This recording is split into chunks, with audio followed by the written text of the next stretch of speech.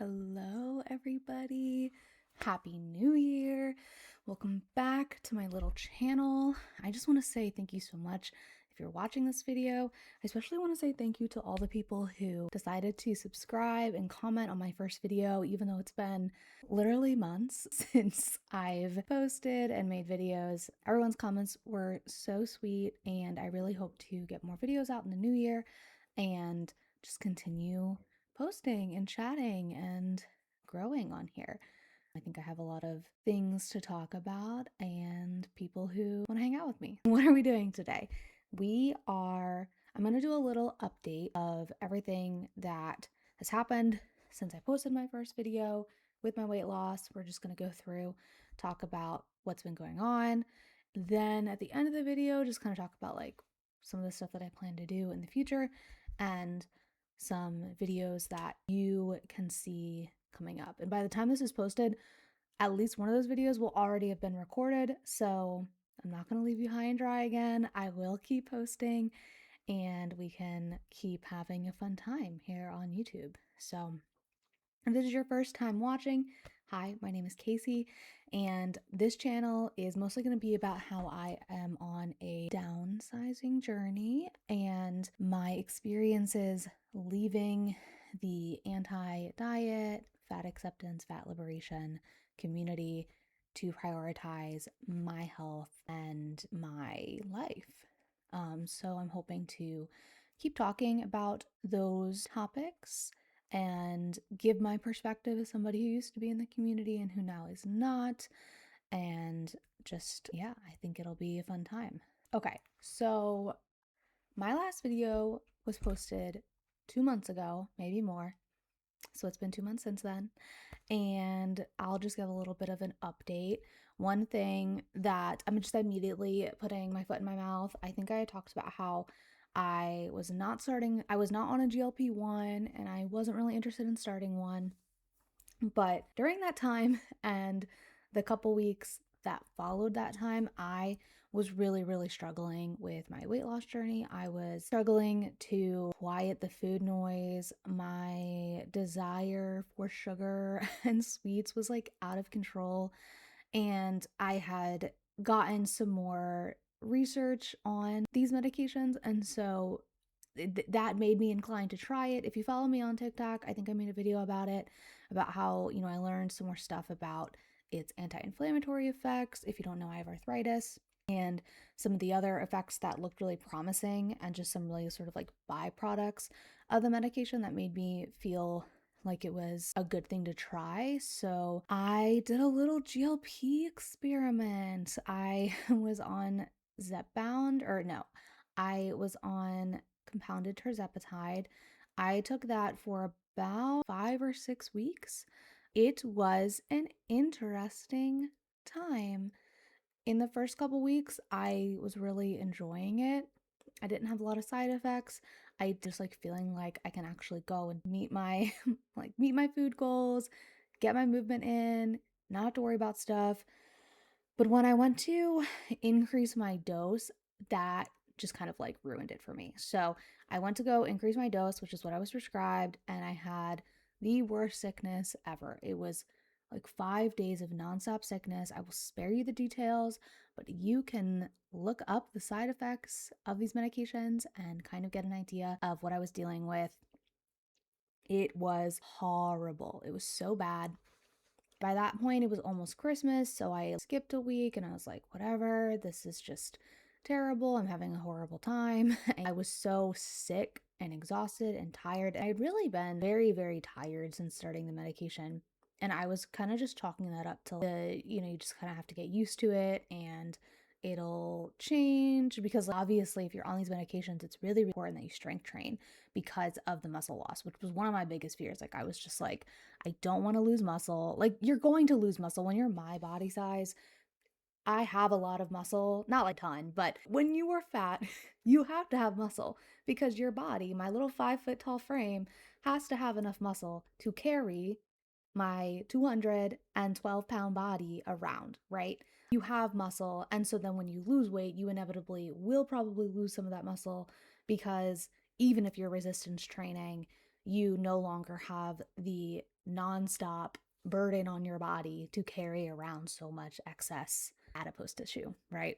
So I know that I'm gonna lose muscle because obviously, but because of like the studies showing GLP-1s compared to other modes of weight loss and how there was significantly more muscle loss, I think I was just really nervous about that. And I still am. That's honestly one of the reasons because I was just so tired. And there was one week where I consistently was able to do my strength training or just generally work out.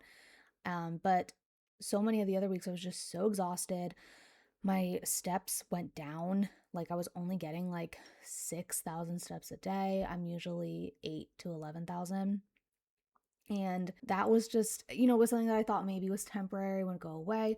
But when I went up my dose and I got really, really sick, I was just like, this sucks. I told my husband, I was just like, I'd rather be fat. This is awful. So I skipped a week and then I was like, okay, let's go back on the lower dose. I did that for like 2 more weeks. And again, it was just really bad. At this point, it's been a week since my last dose. I basically feel back to normal. And I am not going to be continuing. I was really compelled by a lot of people's stories, and I still stand by these medications for people who need them, people like me who have PCOS, who have these other hormonal disorders, or who in general just really struggle with food noise, which is hormonal ultimately, I feel. Like if you, food noise, I mean, food noise is kind of, I would say, a combination of like mental, psychological, but also hormonal, right? Like if you have like ghrelin and leptin issues, that is going to make you constantly want to eat. And then, of course, gut microbiome stuff, I'm sure. I don't really know that much about the gut microbiome, but mine wants like 3,000 calories worth of chocolate a day. So, um, not right now, but like in the past when I decided to start these medications. All in all, I would give it like a 4 out of 10. I am so happy for everyone that it's working for, and I'm glad that I am deciding to stop before I got so deep into it that I felt nervous to gain weight back about it, right? Because, women, not women, people who have, I know a lot of women who are on these meds, specifically with PCOS, people who are on these medications who have lost like 50, 60, 70, 100 pounds with a GLP-1, a lot of them are going to be on it for life. And I don't have a problem with that necessarily. I think that it's like any medication, people who have illnesses, unless those illnesses are truly in remission, you will probably be on medication to help manage those illnesses. I see a GLP-1 as the same way. There are some people who like graduate and are able to completely wean off of it, but I see a lot of people who just have to take a low dose forever or who have been on a low dose for a couple years now maintaining their weight loss. And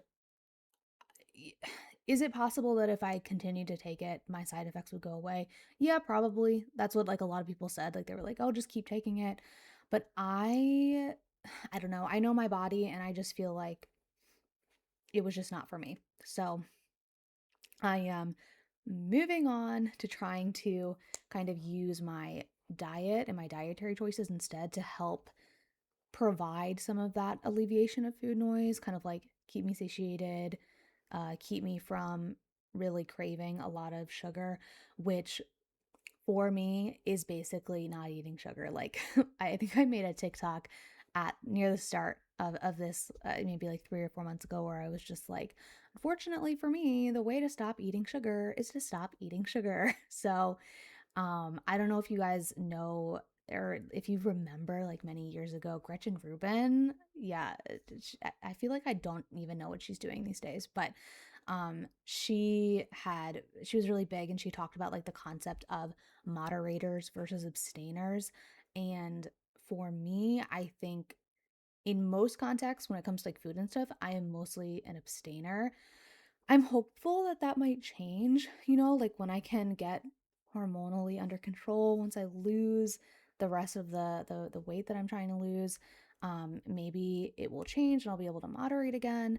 Um, but for now, I am kind of going the like abstainer route because once I open the floodgates of eating these types of things, as opposed to prioritizing whole foods and like nutrient dense foods, I just don't want to stop. And the GLP-1 never really, it it gave me all these side effects, but it never took away the sweet tooth. Like maybe I would eat a little bit less because I was physically full, but I still was like, damn, I wish that I could eat more of these salted caramels, or I wish that I could have this fast food. Like I still wanted it, even if I wasn't able to eat it, if that makes sense. So, those are my updates for my GLP-1 experiment. And I'll keep you updated as I do things. Like I said, I think that if you're going to be talking about being on like a downsizing journey online, you should disclose if you're on these medications or if you tried these medications. So that's me disclosing that I did take them for, I think, like 5 or 6 weeks, I guess 6 weeks or 6 doses of that.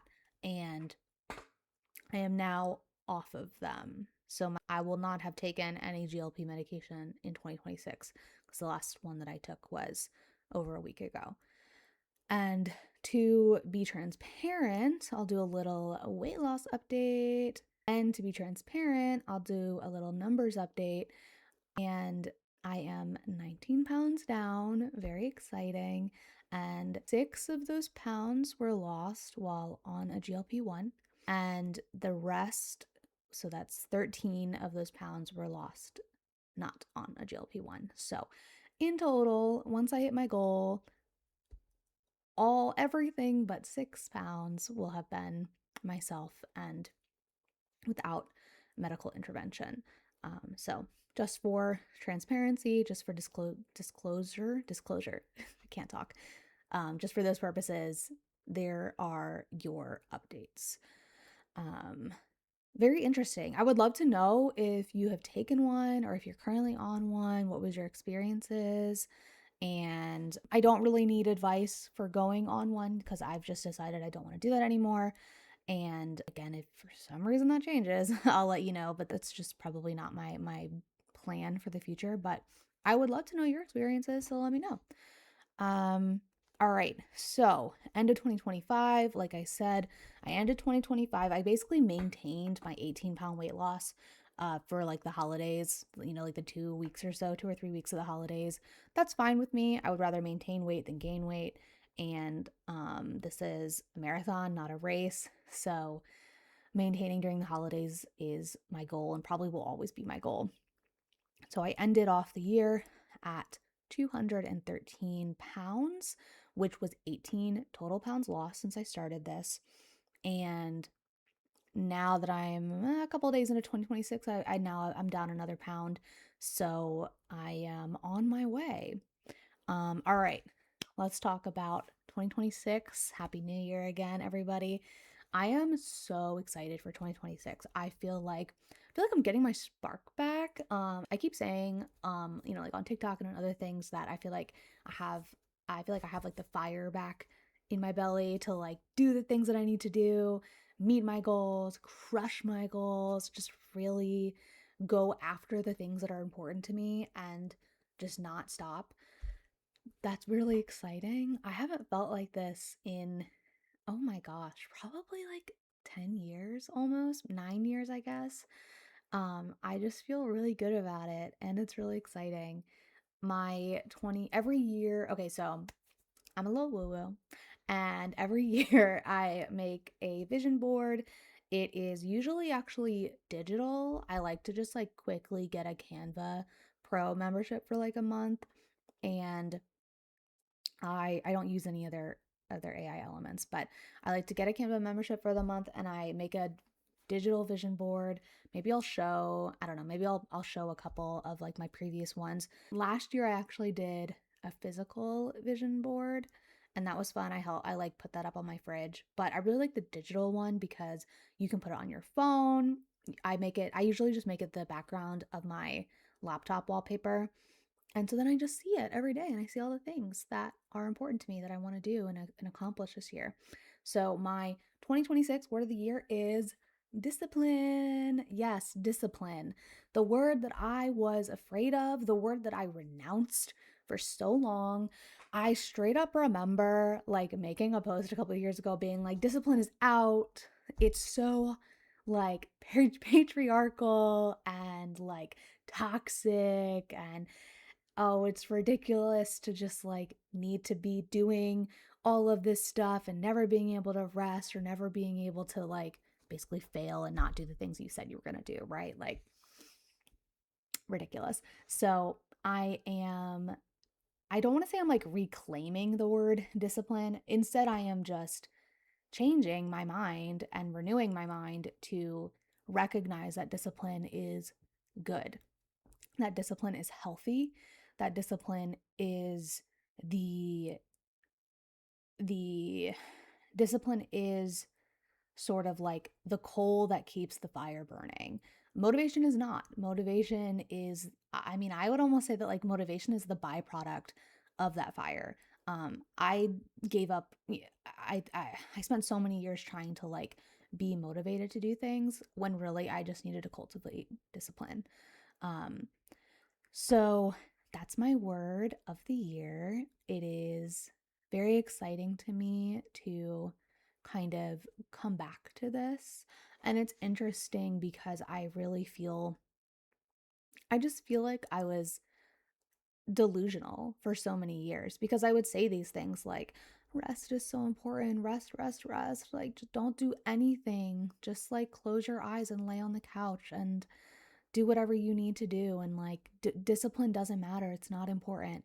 But in reality, like, discipline is what has been like the bedrock of my professional career. And I am so, so successful in my professional career. I just got a promotion. I'm starting a new job and it's extremely exciting. Maybe I'll talk a little bit about that. And I yeah, it's because I'm disciplined. Like I force myself to get shit done. I have deadlines and goals and I go above and beyond those goals and I meet those deadlines before they're due and I show up for people and I show up for myself and for my future self. And it's just like it's just so funny that I spent so long not doing that for myself, and in reality I was doing it all along in my professional career, in my professional world, and that is what was the most successful thing. So, just interesting, right? Yeah, so I'm starting a new job and I am really excited for this, especially because I feel like it's kind of a real life milestone that is really aligned with all of these changes in my life. I've been working remotely for many, many years, basically since 2020. I remember literally starting a new job in 2020 and it was going to be an hour commute and it was also going to be a pay cut. I was taking this job and my husband was running the coffee shop that we owned.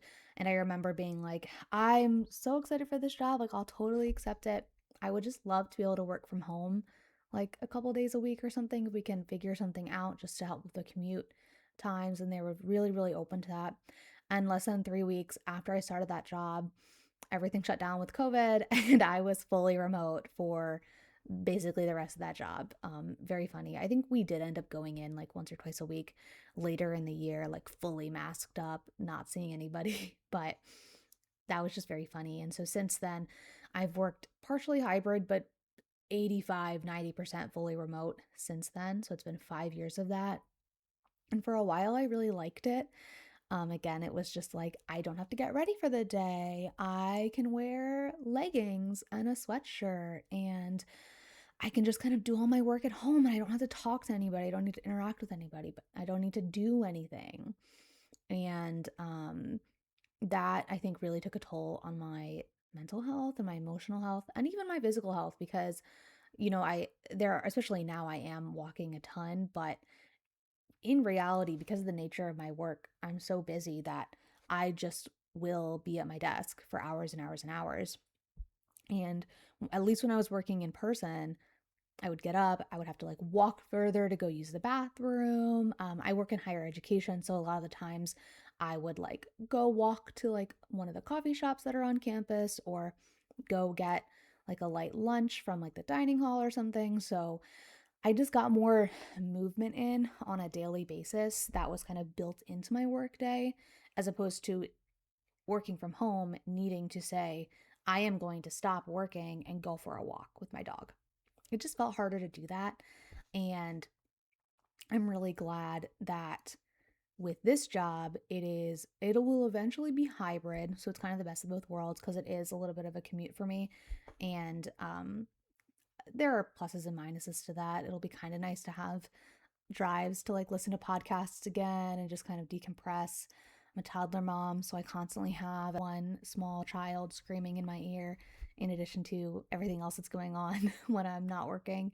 So it'll be nice to have that kind of like downtime on the drive, but it'll be hybrid. So I will still get some work from home time, some more like chill time, but then 3 days a week, I'll also be able to get dressed up, go into the office, see people, have that kind of like rhythm and routine.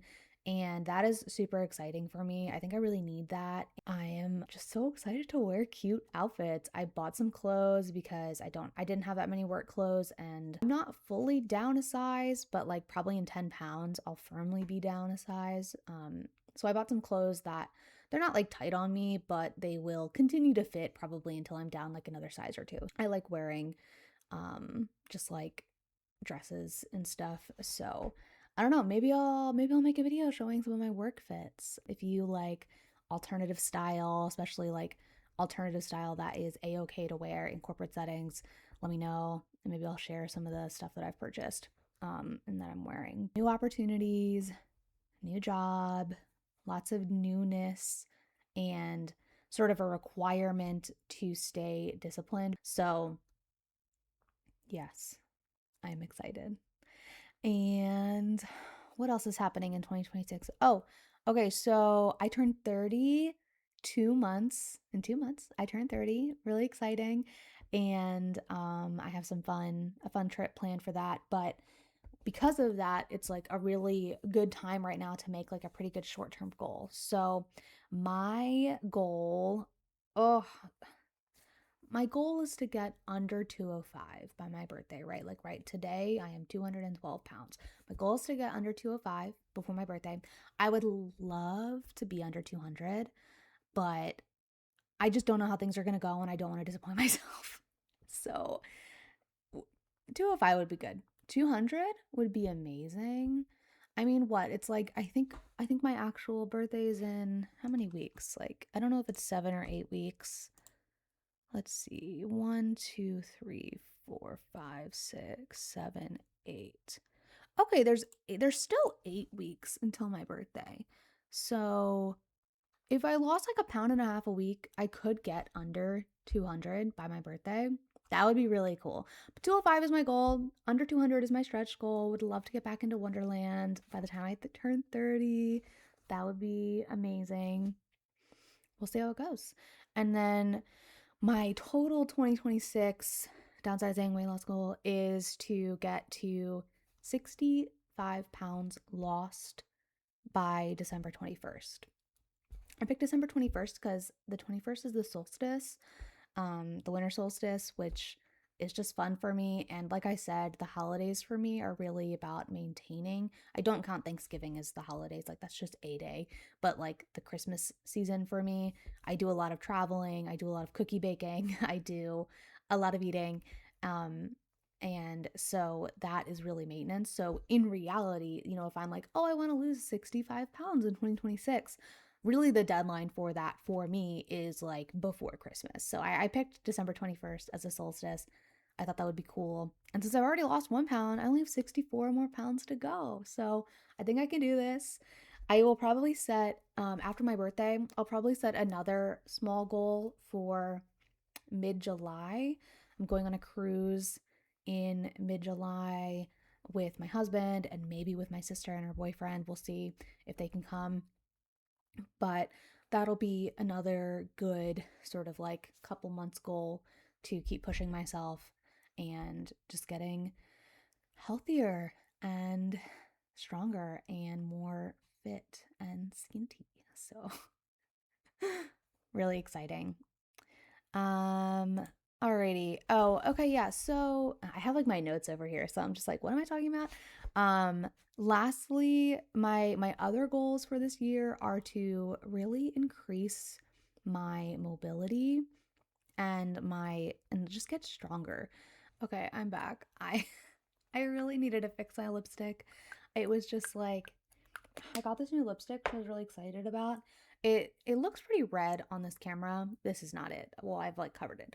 But the one I was wearing before, it is in real life kind of like a brown, like a brownie red, and I really like it.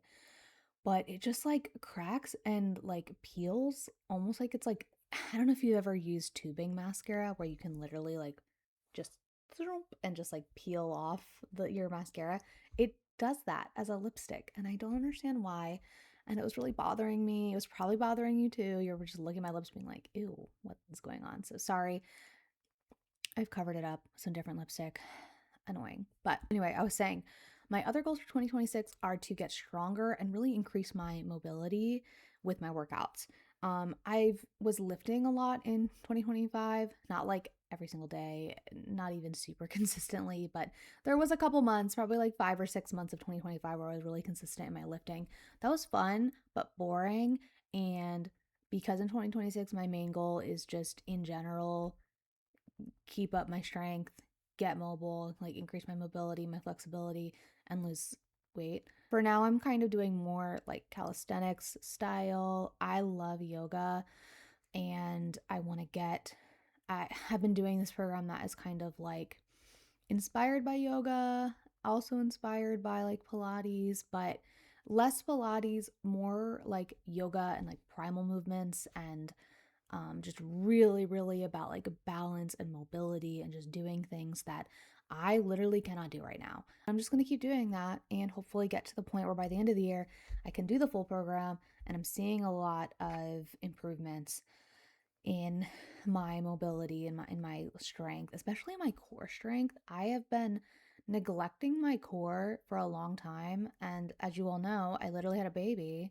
Um 2 years ago at this point. So I should have been working on this 2 years ago. But this program is so heavy on the core work because so much of balance, too, like so much of balance is core work, and so much of mobility is core work. Everything is core work. Um, and so I just think it'll be really cool. And so that's kind of what I'm working on. And my other goal for 2026 is to just really figure out like a meal and cooking system that works for me and my family. I'm the main cook person, so a part of that is just to get my husband to cook more. That's his goal too for 2026. But I mean, so much of my weight gain and my issues of getting into a calorie deficit were because of the amount of like fast food that we would eat, especially like before I got pregnant or like during my pregnancy. And I am really ready to say goodbye to fast food like fully and get some kind of system that works for us because we are all a little neurodivergent in this household. So we get into wanting to eat certain things, not wanting to eat certain things. My husband doesn't like leftovers. I don't like to really try new things, or I like to eat the same thing over and over again. So, and then my daughter will just kind of eat anything we put in front of her. She's amazing. She's the best eater. She loves vegetables and whole foods. Like, I literally will just be like, here's some rotisserie chicken, here's an avocado, here's a banana. Like, she's just and she'll be like, "Can I have broccoli? Can I have green beans?" Like she's so cool. So she's the best eater out of the three of us, really. She's the healthiest eater in town. Um, and so that's kind of my like health related goals is to figure out some kind of meal prep system. If I figure that out, maybe I'll share it with you because maybe you're like me and you really want to eat healthy, but traditional meal prep or meal plan systems don't work for you. I don't know. Let me know in the comments and let me know if there's anything that does work for you, especially if it's not just, oh, I just make all my meals on Sunday. No, that doesn't work for me. Um, what does work for me so far is definitely prepping basics, like I will just cook in the crock pot. I'll make like crock pot chicken fajitas. And so it is just like shredded chicken with fajita seasoning and veggies. So sometimes some salsa, sometimes not. And then I can use that any way we want. That works really well too because I like to eat kind of higher fat. And my husband is having gallbladder issues. And so he likes to eat lower fat. So that's also the challenge of like, how do we make meals that will suit both of our dietary needs, where we can like have a primary sort of base, but then just add things in individually to like meet our goals and make sure that we both feel really good after those meals. So that those are some things that we're working on. And that is my update video. Hopefully I can trim this down so it's not like 45 minutes long. And but if it is, whatever. Um okay, so what's coming next? Next on this channel, I'm going to do a video walking through my anti-diet and fat activism timeline. So I'll kind of walk you through the all the years of what I was doing, what I was learning, what I was thinking, and how we got to where we are now at the beginning of 2026. I think that'll be fun, especially because, like, I don't know if you guys know, um, I wasn't a big, I've never been a big person on social media. I'm not famous. I'm just a girl. And, but I would sometimes like make TikTok videos. There was a time when I was like pursuing my yoga teacher training that I was really focused in my yoga teacher training on like combining my yoga with like my fat activism.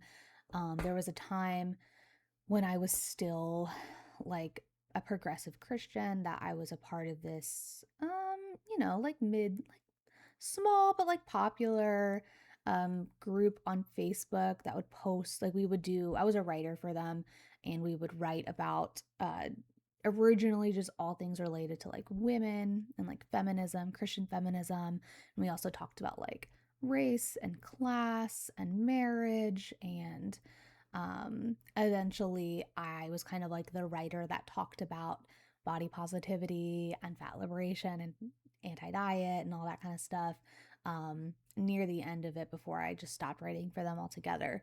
So like there was a time when I was just actively evangelizing this stuff and actively preaching it and buying people books and like getting into arguments with people on social media. Like, oh my God. It just, so yeah, we're going to walk you through that.